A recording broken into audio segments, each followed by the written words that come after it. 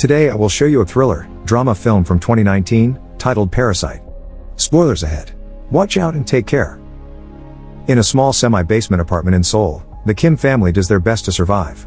Father Ki-taek, mother Chung-suk, daughter Ki-young, and son Ki-woo work folding pizza boxes for a very low wage and struggle to make ends meet.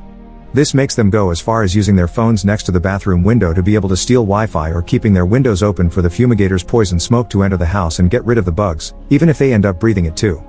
One evening, they're visited by Min Hyuk, a friend of Ki-woo's that brings them a scholar's rock from his grandfather's collection, meant to be an amulet for wealth. He also brings Ki-woo a work opportunity. Since Min Hyuk will traveling abroad soon, he wants Ki-woo to take over his tutoring of the daughter of a very rich family.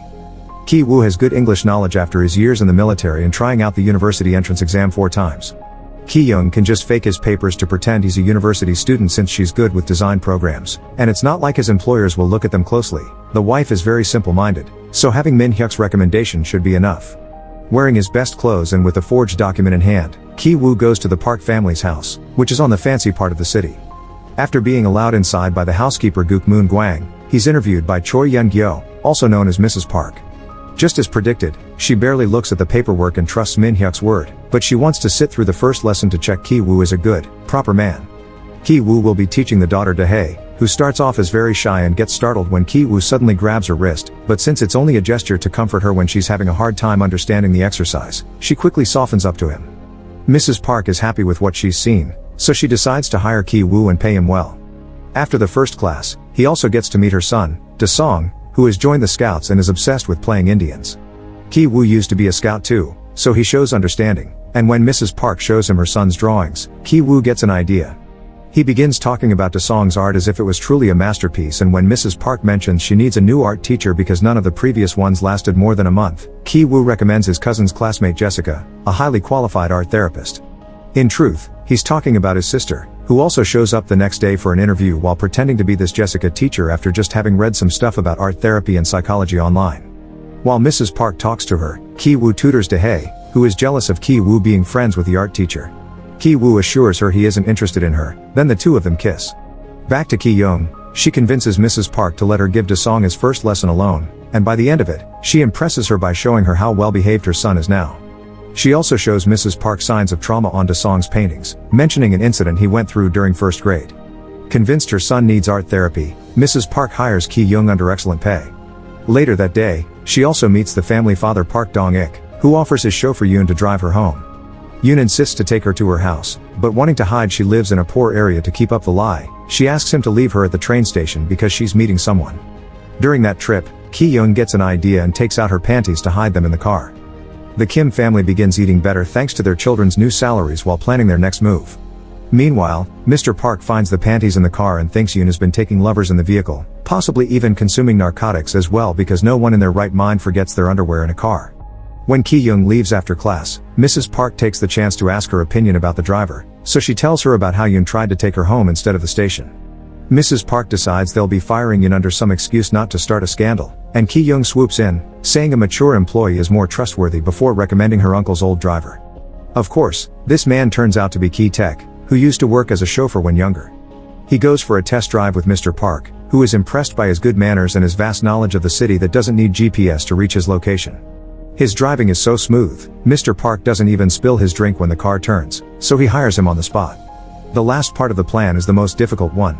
Moon-gwang is a stubborn, cunning woman that has been working in that house since it was owned by a previous family.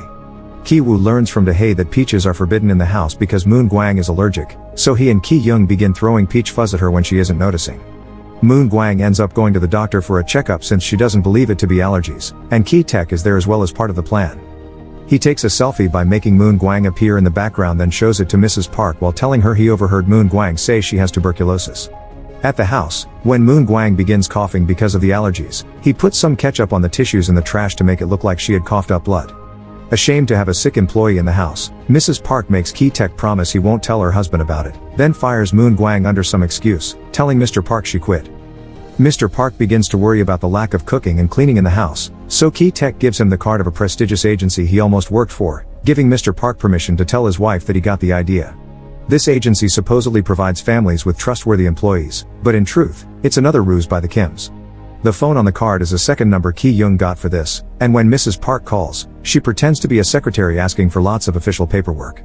Eventually, Chung-suk is hired as the new housekeeper and the whole Kim family is in.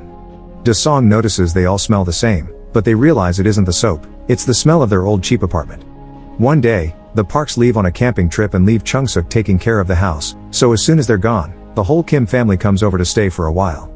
They use all the rooms, eat all the food, drink the expensive wines, and Ki-woo even steals Da-hae's diary to read it because he wants to propose to her when she gets into the university.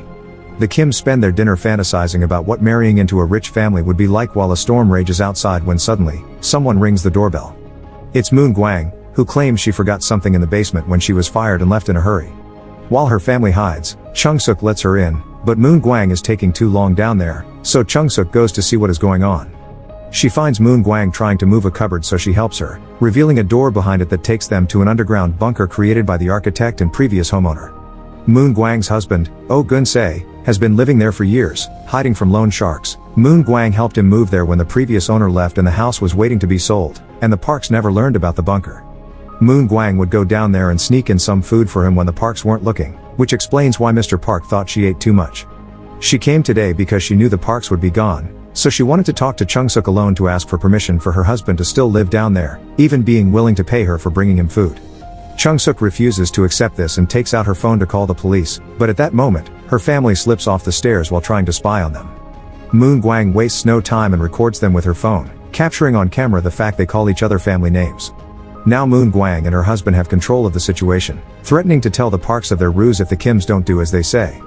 They all go upstairs, where the Kims are made to crouch in a corner while Moon Gwang and Gun-sae enjoy the house. Moon Gwang even calls them out for being pigs and making a mess in the living room, because when she and her husband used the house when the Parks were gone, they would always be respectful of the architect's artful touch. While she's giving them such a speech, the Kims take the chance to tackle the couch and wrestle the couple on the ground for the phone. Ki-taek grabs Gun-sae and Ki-young drops a bunch of peaches on Moon Gwang to knock her out while Ki-woo takes the phone to delete the recording. Suddenly, everyone freezes when they hear the house's phone ring. Chung-suk picks it up and is shocked to hear Mrs. Park asking her to get dinner ready because they're coming back earlier since the storm made it impossible to keep up a camping trip. As soon as she hangs up, the entire family jumps into action. Chung-suk begins cooking, Ki-taek takes Gun-sae to the basement and ties him up, Ki-young hides the trash under the furniture, and after taking an unconscious Moon Gwang to the basement too, Ki-woo goes upstairs to return the diary. The Parks return right at that moment, so Ki-woo hides under Da-hae's bed and Ki-young rolls under the table. Moon Gwang wakes up and tries to escape, but Chung-suk pushes her back into the basement, making her fall and hit her head. Ki-taek drags her unconscious body to where her husband is hitting his head against the light switches while following a Morse code guide he's pinned on the wall. Since Da-song is a scout, he hopes he will see his message one day, but Ki-taek finds the idea ridiculous before tying him up to a pipe and leaving. Upstairs, while having dinner, Mrs. Park tells Chung-suk about Da-song's traumatic first-grade experience. One night, the boy sneaked into the kitchen to steal his birthday cake and saw a ghost coming from the basement, who was actually Gun-sae.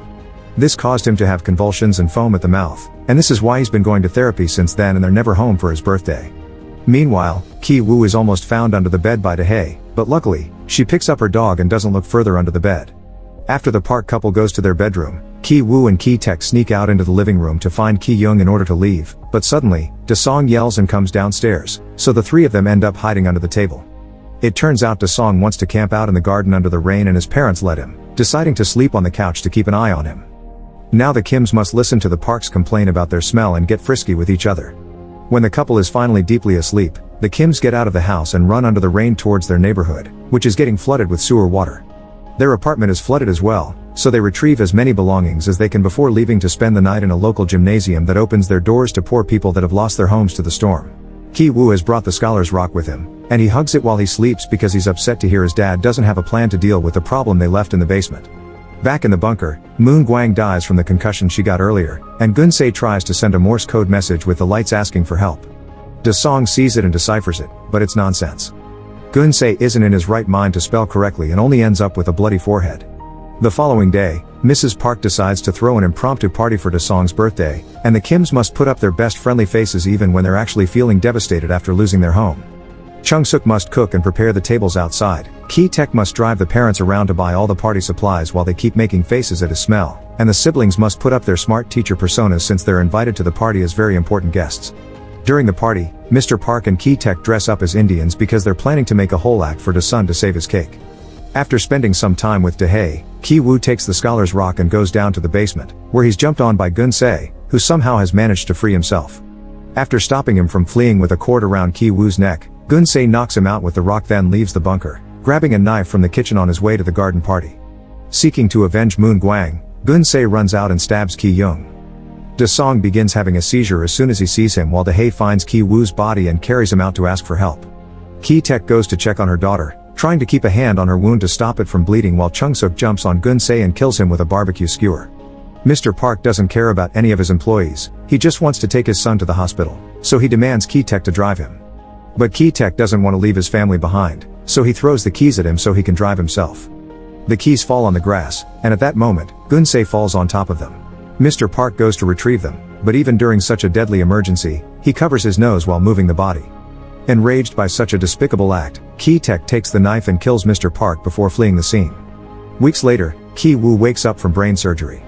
The injury and the procedure have left his mind in a delicate state, so he can't help laughing through all the things that proceed to happen to him. Finding out his sister is dead and his father is missing, getting arrested, being put on trial for fraud, being allowed to leave on probation because of the traumatic incident that they aren't charged for because it was on self-defense. He only stops laughing when he sees the news report recording the now empty house, making everything that happened feel more real.